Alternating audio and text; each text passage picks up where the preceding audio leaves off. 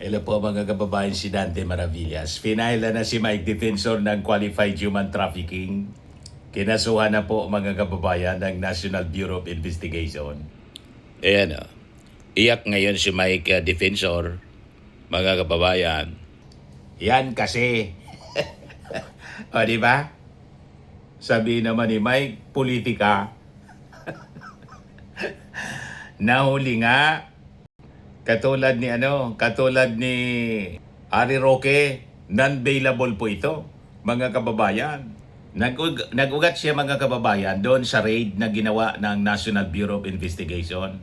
Last month yata yon sa kanyang KTV bar at saka doon sa kanyang KTV, yung Blue Hotel, kasama yung kanyang asawa at saka anak, mga kababayan. So ito ngayon yung balita. Breaking news mula sa Philippine Daily Inquirer, qualified human trafficking charges versus defensor filed. The National Bureau of Investigation has already filed the qualified human trafficking charges against former Representative Mike Defensor at sa kanyang asawa na si Julie, among others, before the Pasig City Prosecutor's Office. Ang kasong qualified human trafficking nag-ugat mga kababayan sa raid na sinagawa ng National Bureau of Investigation sa kanyang KTV bar at sa hotel where human trafficking activities against over 50 women allegedly took place. Itong kasong qualified human trafficking, ito yung kasong kasuklam-suklam, nakakahiya mga kababayan. Pero siyempre, nag-deny itong si Mike Defensor at sinabing politically motivated. Palaging ganon. Si Digong, politically motivated daw. Crimes against humanity. Ganon din si Kibuloy. Puro mga kababayan, politically motivated.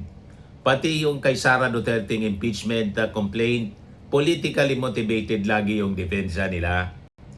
Pati yung kay Harry Roque, qualified human trafficking din po yon. Politically motivated din yung defense. At ngayon itong kay Mike Defensor. Ito si reaction ni Mike Defensor, mga kababayan, pakinggan natin. Attorney Melvin Matibag, natatawa ako kasi para lumalabas, para na sa City Engineering Office. Meron pa siyang presentasyon nung detailed building plan. Hindi ko makita yung connection kung ano yung sinasabi niya. At natatawa ako dun sa kanyang presentasyon dahil nagmumukha silang tanga. Kaya yung sinasabi ko, i-file niya na yung kaso. Pinail na po. Inamon niya eh. Ba ngayon? O, ito yun. Hintayin natin yung kaso niya. Pero ang sinasabi ko sa inyo, wala siyang kakaso-kaso. Para yung isang establishment, katulad na sinabi ko, yung example ko yung Soler, yung Okada, yung Resorts World, meron silang building. May marami silang lesson doon. May mga nagbibentang tindahan, may mga restaurant, may mga KTV. So, ibig sabihin, pagka merong nagbenta ng shabu doon sa mga isang yung kasama ka, alam mo yung mga nangyari? Notwithstanding kung ano yung kaso ng pinapifile nila doon sa mismong establishment, ang pinupunto ko lang, kami lang yung sa establishment. At pinipilit ni Director Matibag yung kaso niya para non-bailable case, para kami ay makulong at mapatahimik. Dahil kung titingnan mo yung ginagawa ni Matibag, pinipilit niyang ihinto ang lahat ng investigasyon doon sa korupsyon. Wala siyang naitutong kahit singko. Wala siyang anong dugo o pawis para malaban yung korupsyon sa ating bansa. Pagkos, ang ginawa pa niya, pumunta siya ng Senado para siraan yung mga sundalo. Wala siyang ginawa doon kundi to hit the credibility of the 18 soldiers. Diba? Wala siyang ginawa at sinabi kundi sabihin na dishonorable to, may kaso to, may ganito. Wala naman kailangan ng patunayan dahil si Saldico mismo, sabi nila ang mastermind ng korupsyon. Ito yung mga bata ni Saldico, sila yung nagsasabi na kami ang tao ni Saldico at kami nagdi-deliver ng pera. So anong credibility ang gusto nilang kunin doon sa 18 Marines? Ngayon, ang kailangan sanang gawin is tingnan nila, tama ba yung sinasabi, nagsisinungaling ba? May mga mali ba doon sa mga binabanggit? Kaso wala Ang gusto niya, wala, hindi totoo, huwag imbestigahan. So, yun yung side mga kababayan ni Mike Defensor before na i-file yung kaso. So, inuugnay niya doon sa flood control.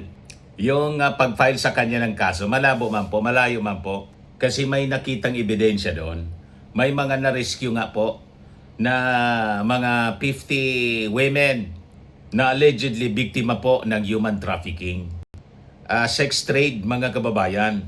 Ngayon, ito yung naging paliwanag ni NBI Director Matibag kung bakit finailan ng kasong qualified human trafficking itong si Mike Defensor. Mike Defensor, mas malinaw na yung kaso na pumasok sa atin dito. After nating pag-aralan yung kaso together with the STG, NCR, NCR and STG, lumalabas na talagang si Mike Defensor kasama dito, it will be filing this case. But before we file it, for the public to understand kung ano talaga yung nangyari dito, kung bakit hindi natin na-file, and inaral natin kung ano talaga yung naging participation and about studying the documents, including the floor plans of the Greenpoint Square, which is owned by Greenpoint Development Corporation, lumalabas talaga na Mike Defensor is part of the human trafficking nangyayari dito sa Chicago. Was observed na yung design, original design itong compound na ito, ay binago po soon doon sa plano nila talaga ng human trafficking. Even the design ng Chicago at the Blue Hotel is not in accordance to the plan that was submitted to the city engineer's office. So yung submit na ibigin sila ng plan. Marami silang pinalitan to accommodate yung Chicago KTP from the start pa lang. And then we will point to the dito sa mga plan na nakuha natin. These are all recent documents coming from the city engineer's office ng Pasig City. So ano yung mga nakita natin pagkakaiba dito? Ikaw na nakaplano talaga na dinesign nila yung KTV at yung hotel for doing the human trafficking. Ito yung sinasabi kanina na naka-identify the Mike's room. Malinaw. So yun mga kababayan, yung presentation ni Matibag. Ayan. Malinaw.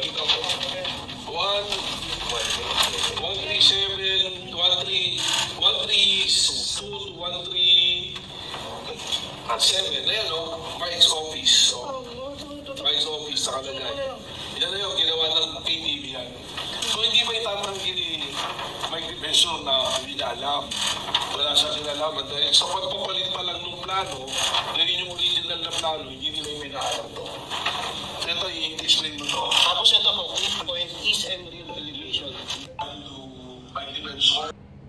Ayan po mga kababayan, walang takas si Mike Defensor. Finaila na po ng kaso qualified human trafficking, and that is non-bailable mga kababayan.